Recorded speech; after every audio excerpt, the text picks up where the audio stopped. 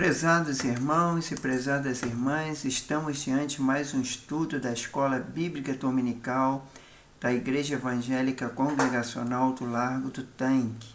E hoje daremos continuidade ao nosso estudo no livro de João. E nós vamos falar hoje do capítulo 8. E aí eu vou abordar versículo por versículo para melhor entendermos o nosso estudo. Antes de iniciarmos, vamos pedir a Deus a bênção em oração para que nós sejamos abençoados neste momento.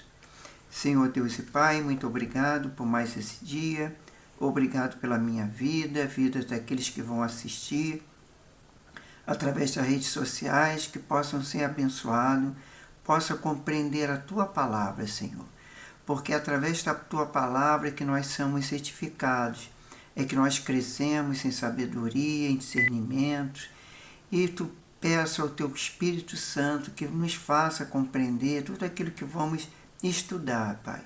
Ilumina a nossa mente, o nosso coração, repreenda tudo aquilo que pode atrapalhar o estudo, todo aquele comodismo, Senhor, todo aquilo que não provém de Ti, e que possamos ter uma tarde, noite de bênção e de paz. É que nós pedimos e agradecemos em nome do Senhor Jesus. Amém. Então, irmãos, vamos dar continuidade ao livro de João, no qual o título aqui fala da mulher adúltera, depois tem a Jesus, a luz do mundo, e por fim, Jesus, o libertador.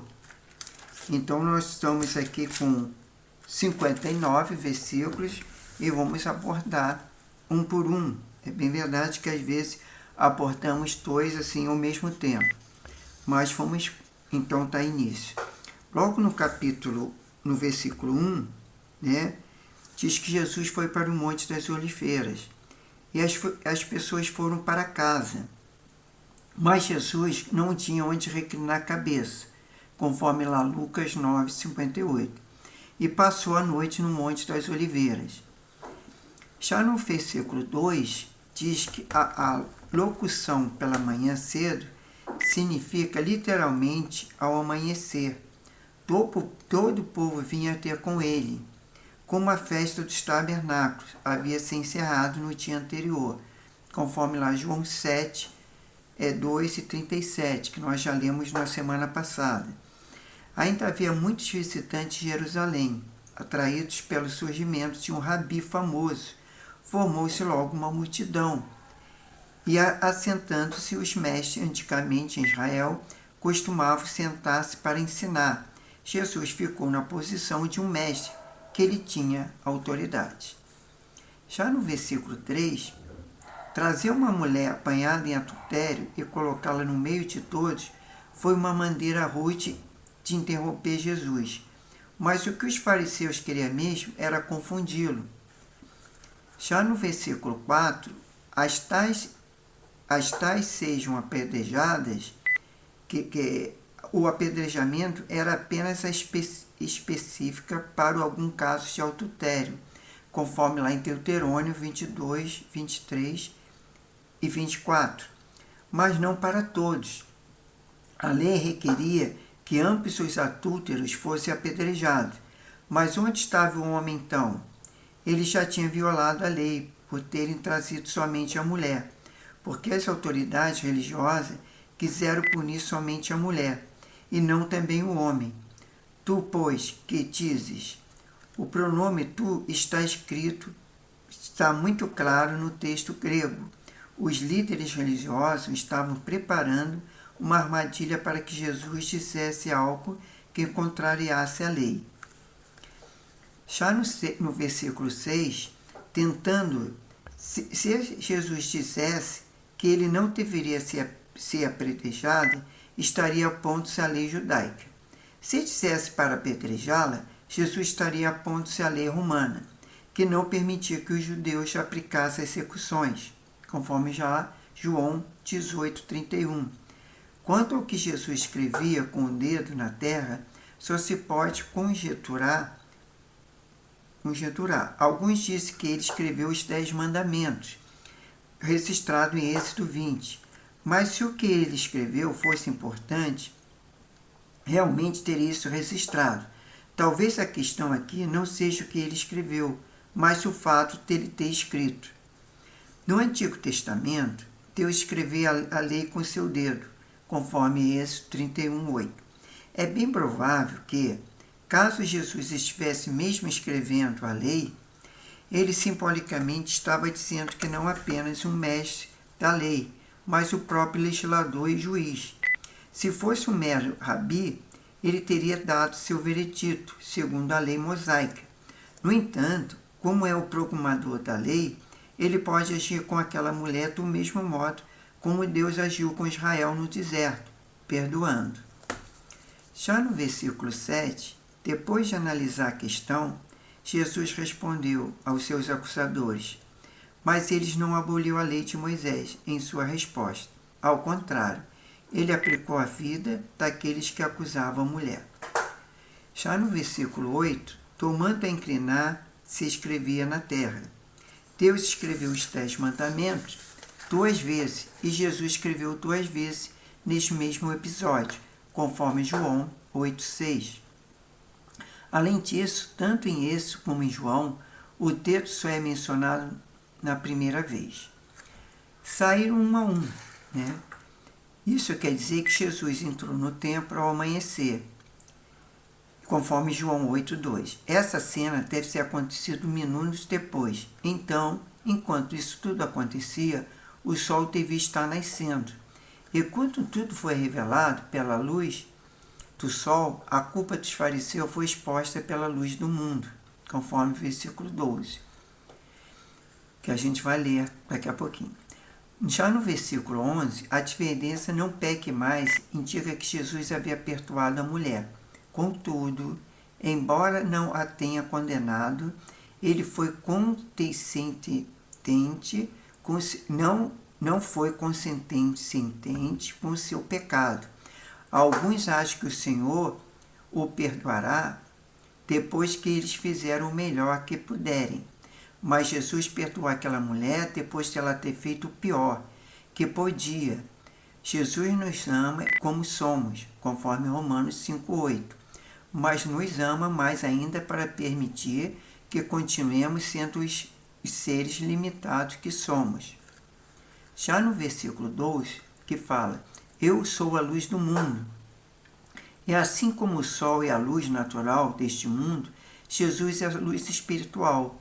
E por ser luz do mundo, Jesus expõe o pecado e dá vista aos cegos, conforme lá em João 9:1-7. Já no versículo 13, os trechos do versículo 11-1, os líderes de Deus tentam difamar Jesus, mas não obtêm êxito. Aí, então, eles o atacam apertamente, conforme em João 8:13. Eles fazem uma série de acusações e perguntas. Tu tens que provar que está dizendo? Tá? Onde está teu pai? Será que ele vai te matar? Quem és tu? Como pode tu dizeres que serás livre? Eles lhe dizem filhos de Deus Abraão? Tem demônios? Tu és o maior que Abraão? Tinha visto Abraão? Veja que Jesus declarou nesse capítulo, eu sou a luz do mundo, sei que onde vim é para onde vou. Eu ninguém julgo, eu sou de cima, eu não sou deste mundo. Falo o que eu tenho ouvido, eu vim de Deus, eu a conheço. Antes de Abraão existisse eu sou. Então isso aqui foram as respostas que Jesus deu quando os fariseus, né, os escribas ali, interrogavam ele. E Jesus disse, né? A gente pode vir, que ele, como eu falo, que eu acho que uma coisa mais grave que eles deram, dizer que Jesus tinha demônios. Então ele fala, eu vim de Deus, eu não tenho demônio. Porque quem vem de Deus não tem demônio. Demônio não vem de Deus, mas vem de Satanás. Já no versículo, continuando no versículo 13, a acusação, teu testemunho não é verdadeiro. Do teu testemunho não é verdadeiro. Aqui não significa que o testemunho de Jesus era falso, mas insuficiente. Os fariseus recorreram ao direito legal para desafiar Jesus. pois nenhum homem podia testemunhar a favor de si, mesmo ao ser julgado pela corte judaica. A questão é que se Jesus era o único que podia testemunhar sobre quem ele afirmava ser, isso não seria suficiente para provar o seu caso. Já no versículo 14, meu testemunho é verdadeiro. Em João 5,31, Jesus se baseia em um argumento legal. Isso dizendo Jesus falando, que o meu testemunho é verdadeiro. Ele baseia em um argumento legal e apresenta outro testemunho. Às vezes, somente a própria pessoa que conhece a verdade sobre si mesma, sendo assim, está-se a conhecer e é a única maneira de se chegar à verdade, conforme lá João 7,29 e João 13,3. Já no 15, a expressão segundo a carne também pode significar segundo a aparência ou pelos padrões humanos. Os líderes religiosos tiraram suas conclusões baseadas nos padrões humanos e análises externas, superficiais e imperfeitas. Jesus jamais fez algum julgamento pela aparência ou segundo os padrões humanos. Já no versículo 16 e 18, não sou eu só. Jesus pôde afirmar que suas palavras eram corretas e verdadeiras. Embora a lei de Moisés exigisse duas testemunhas para que algo tivesse validade, lá conforme Deuteronômio 17,6 e 19,15. Por meio dos sinais, tanto o Pai como Jesus havia dado testemunho de que aquelas obras e palavras eram verdadeiras. Os fariseus acusaram Jesus de não ter trazido provas que corroborassem a sua argumentação. Mas a resposta de Cristo foi: o julgamento de vocês é superficial. É eu e meu Pai somos a minha prova. Jesus dizendo que ele e o Pai eram a mesma pessoa. É a Trindade, na verdade, o Deus Pai, Deus Filho e Deus Espírito Santo. Mas aí ele queria dizer que ele também, embora sendo homem, era Deus. Já no versículo 19, onde está o teu Pai? Foi a pergunta que fizeram. Já que o Pai fazia parte do testemunho de Jesus, os fariseus queriam saber onde ele estava. Não me conheceis a mim e meu Pai? Disse Jesus. Mesmo que os fariseus pudessem ver o Pai, eles não creriam no que Jesus estava dizendo. Jesus veio para que todos conhecessem o Pai, mas eles não o receberam. Já no versículo 20, porque não era ainda chegada a sua hora, conforme João 2,4. Já no 21 e 22, terá ele acaso a intenção de suicidar-se? Perguntaram. A crença judaica colocava o suicídio no mesmo nível do assassinato. Já no 23, vós sois de cá de baixo. Jesus não se referia ao inferno. Quer dizer, Jesus, quando falou isso, ele não referia ao inferno, mas a este mundo, porque Jesus era dos céus. Aí estaria no versículo 24, 25, eu sou, era uma designação do próprio Deus, como lá Deus falou em Êxodo 3,14, que eu sou, eu sou o grande eu sou. Jesus estava dizendo ser Deus, mas sua afirmação não foi entendida pelos líderes judeus. Naquela ocasião, tal declaração fez com que os líderes judeus atentassem contra a vida de Jesus. Já no 26 e 27, Jesus tinha muita coisa a dizer, e todas elas verdadeiras, porque as recebera do Pai, e Deus é verdadeiro. O preconceito e a incredulidade cegaram os líderes judeus.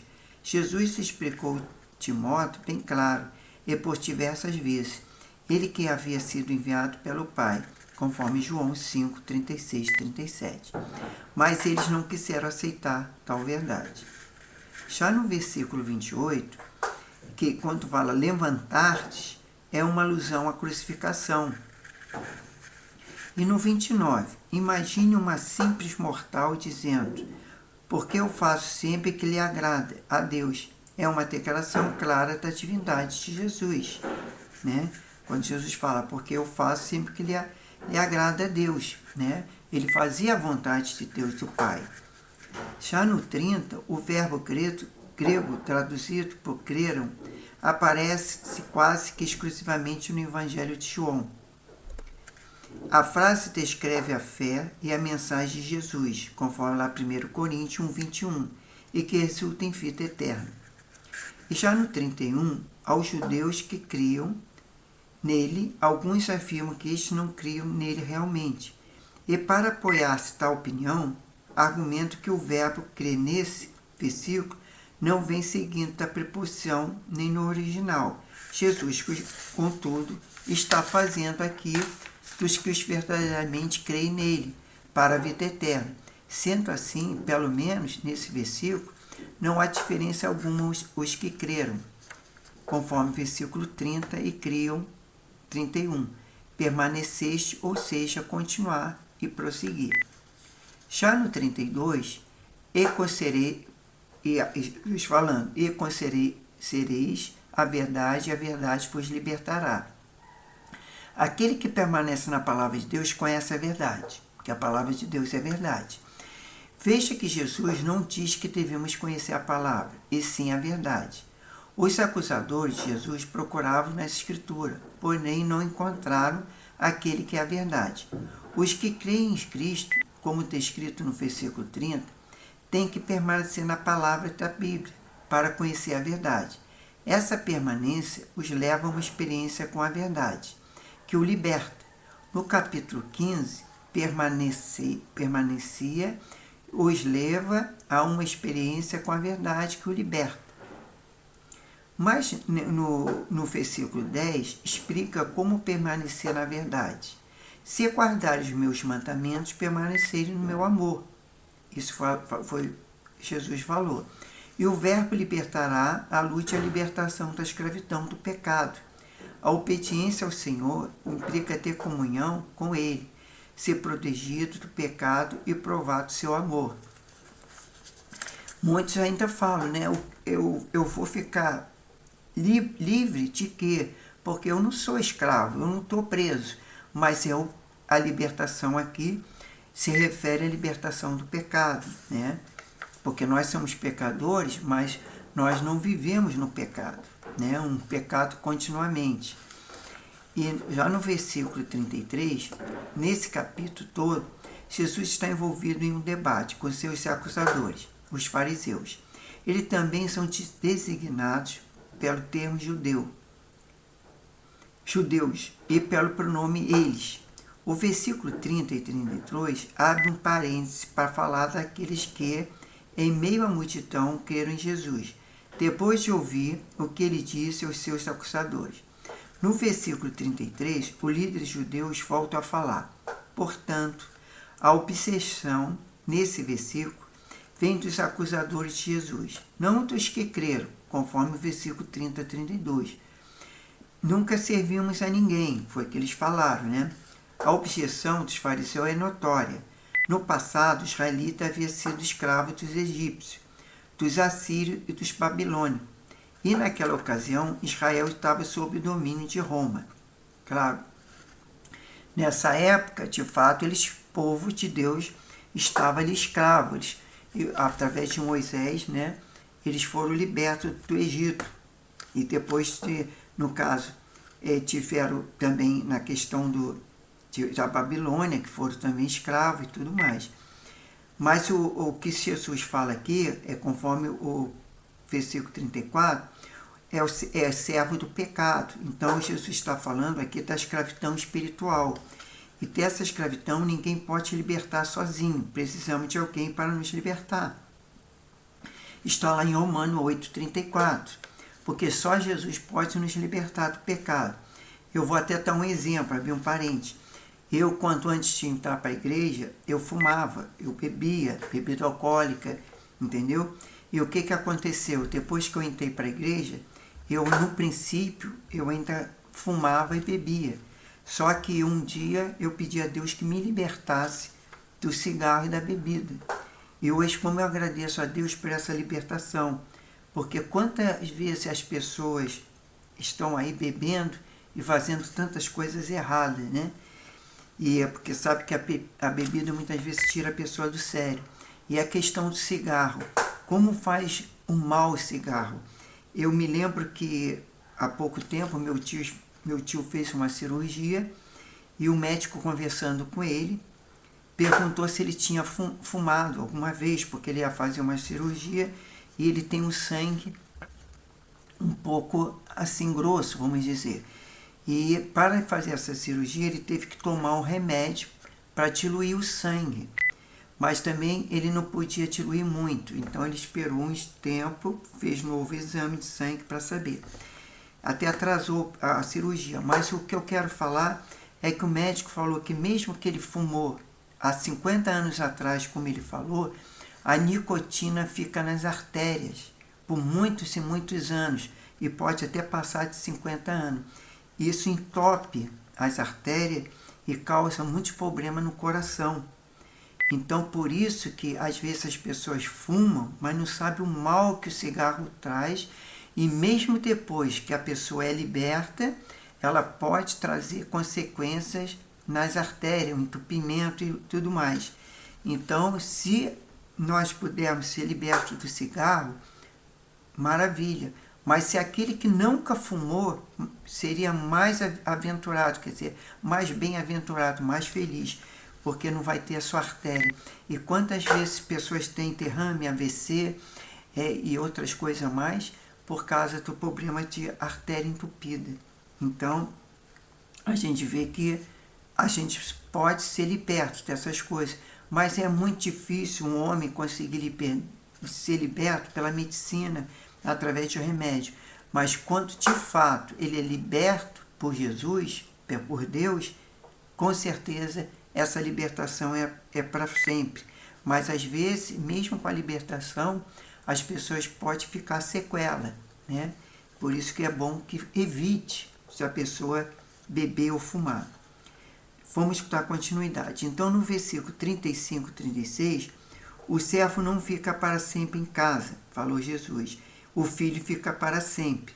O filho sempre fará parte da família e terá todos os privilégios.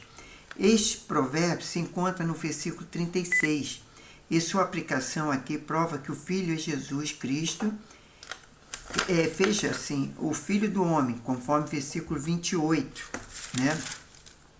Conforme o versículo 28, que diz: por isso disse Jesus, quanto levantais o Filho do Homem, então saberei que eu sou quem digo ser, e que nada faço de mim mesmo, mas falo como o Pai me ensinou, né?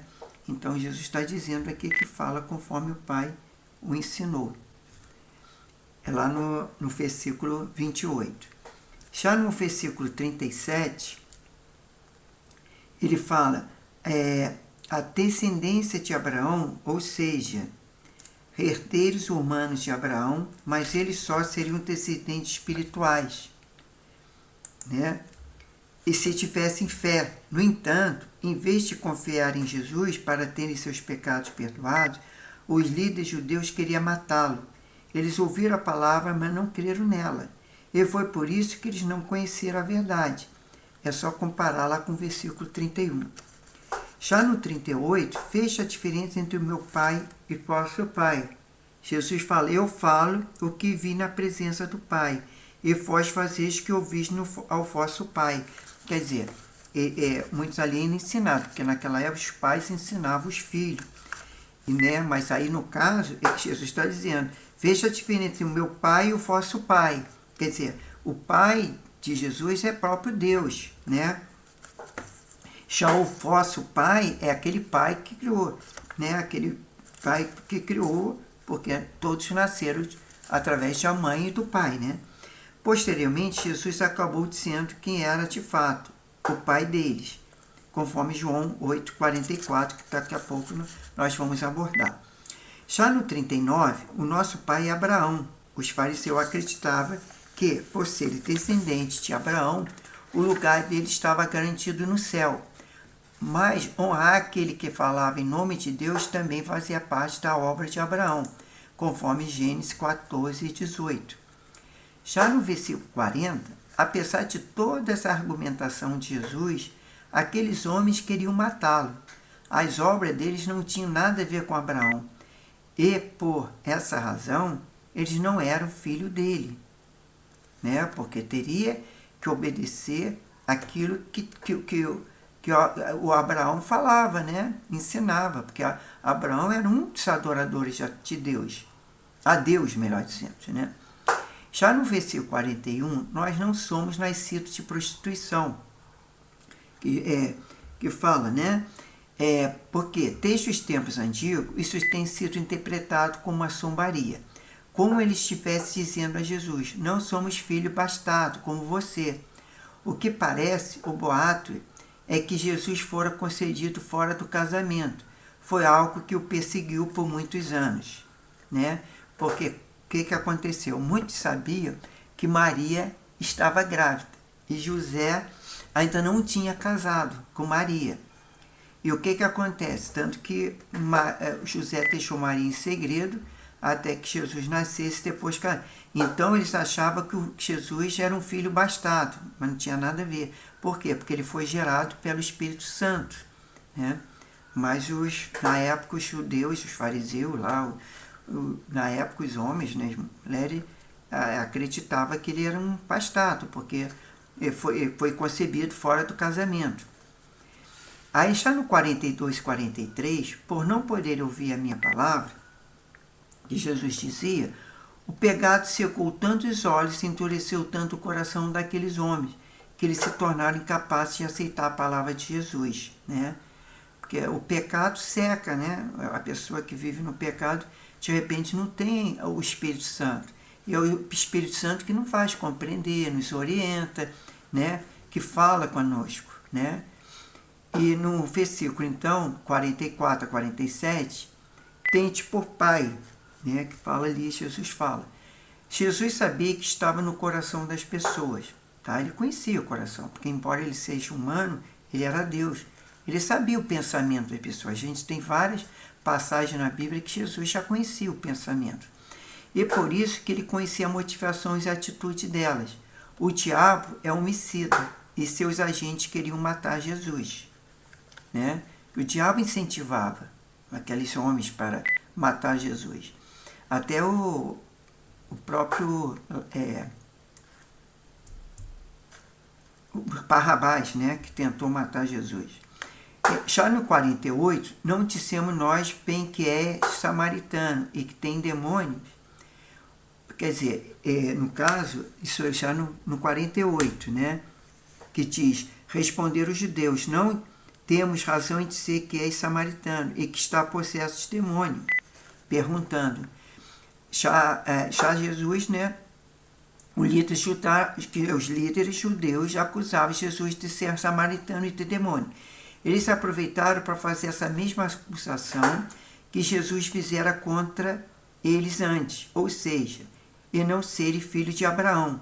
Porque quando ele disse que eles não eram filhos de Abraão, porque não acreditavam na palavra de Deus e não acreditavam na verdade que Jesus passava, né? E assim o diabo, Abraão, e sim o diabo. A discussão entre Jesus e os líderes judeus ficou muito acalorada, e os ânimos por parte dos fariseus se alteraram tanto que eles deixaram de lado a razão, né? Já no 49, e vós me desonrais, né? Jesus falando, e vós me desonrais. Os líderes judeus estavam desonrando Jesus, embora o destino eterno deles dependesse de como receberia a mensagem de Cristo, conforme no versículo 51. Há quem busque e julgue. Isso já está lá no 50, né? Que Jesus falou, há quem o busque e julgue. Deus Pai é quem buscava a glória de Cristo e julgaria aquele que não o honrasse. Já no 51, Jesus, por sua graça, estendeu aos líderes judeus a promessa do perdão e da vida eterna. A expressão minha palavra aqui se refere ao que ele disse sobre si mesmo. Morte não se refere à morte física, mas à morte espiritual, e que é o resultado da separação eterna de Deus. Já no 52 e 53, tu és o maior do que Abraão, né? Tu és maior que Abraão? Foi uma pergunta lá dos fariseus, né? Aí o que Jesus fala? Abraão e todos os profetas guardaram a palavra de Deus e morreram. Jesus não estava dizendo que ia impedir a morte física, mas que daria a vida eterna. Para os líderes judeus, entretanto, essa era a prova que ele estava endemoniado, né? Porque eles não acreditavam que Jesus era Deus, que ele não poderia ter a vida eterna. Eles sabiam que a morte física existia, mas Jesus estava falando da morte ou a vida eterna, né? Já no 54 e 55, tu és maior que Abraão? Entendeu? Isso lá foi a pergunta. E Abraão, todos os profetas, guardaram a palavra de Deus e morreram. Isso, eu já falei. Agora vamos para o 54 e 55. Serei mentiroso como vós? Entendeu? Jesus respondeu, né? Veja como Jesus é duro ao confrontar os líderes de Deus. A hipocrisia religiosa suscitava a ira de Jesus. Por outro lado, ele não negou perdão à mulher apanhando em adultério, né? Então, já no 56, exultou por meio... 56, exultou por meio, ver o meio-dia, né? Que lá diz, vosso pai Abraão exultou por ver o meu dia. Aliás, no meio-dia não, meu dia, né? E alegrou-se. Então, quer dizer, Abraão procurou por aqueles que cumpriam todas essas promessas feitas a ele e as promessas que incluíam a bênção de todas as nações. Isso está lá em Gênesis 13, 8 e 9, 29. Já no 57, versículo, né? Eles não entenderam o que Jesus disse. Isso perguntaram, viste Abraão? Mas o que Jesus disse, na verdade, foi Abraão que havia visto o dia dele, né? Conforme 56. Já no 58 e 59, ele diz que eu sou, que ele fala lá. Em verdade vos digo que antes que Abraão nascesse, eu sou. Porque ele já estava com o Pai. Quanto lá em Gênesis fala que façamos o homem imagem e semelhança de Deus, entendeu? É porque Jesus já existia, né? Só que ele era em espírito. Ele não tinha formado em carne ainda, ele não tinha encarnado, ele não tinha sido gerado pelo Espírito Santo. Tanto que no João 1, quando nós já estudamos, fala, o princípio era o verbo, e o verbo estava com Deus, e o verbo era Deus. Ele estava no princípio com Deus, e todas as coisas foram feitas por meio dele, e sem ele nada que foi feito se fez. Isso quer dizer que Jesus já estava lá, né? E aí quer dizer, Jesus não havia dizendo que viveu antes de Abraão. Ele estava dizendo que era eterno, e que era o próprio Deus, conforme Êxodo 13, 14. Nesta hora, os líderes judeus entenderam que Jesus estava dizendo que era Deus, e por isso pegaram em pedras para apedrejá-lo e por blasfêmia. Entendeu? Então, quer dizer, eles não aceitavam a palavra de Deus e que Jesus era o Messias, era o Deus verdadeiro. Então, olha só, nós terminamos mais uma vez esse capítulo 8, né?